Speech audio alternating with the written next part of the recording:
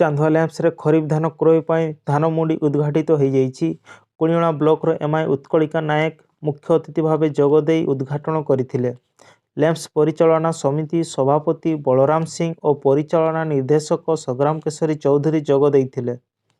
ଯେଉଁ ଚାଷୀ ଧାନ ବିକ୍ରି ପାଇଁ ପଞ୍ଜୀକରଣ କରିଛନ୍ତି ଏବଂ ଟୋକନ ପାଇଥିବେ, ସେମାନେ ନିର୍ଦ୍ଧାରିତ ସମୟରେ ସପ୍ତାହର 3 ଦିନ ମଙ୍ଗଳବାର, ବୁଧବାର ଓ ଶୁକ୍ରବାର ଧାନ ବିକ୍ରି କରିପାରିବେ ବୋଲି ପରିଚାଳନା ନିର୍ଦ୍ଦେଶକ ସୂଚନା ଦେଇଛନ୍ତି। ସାଧାରଣ ଧାନ କ୍ୱିଣ୍ଟାଲ ପିଛା 2183 ଟଙ୍କା ରହିଛି। ଧାନ ବିକ୍ରି ବେଳେ ଚାଷୀ ଯେପରି କୌଣସି ସମସ୍ୟାର ସମ୍ମୁଖୀନ ନ ହୁଅନ୍ତୁ ସେଥିପ୍ରତି ପ୍ରଶାସନ ପକ୍ଷରୁ କୁହାଯାଇଛି।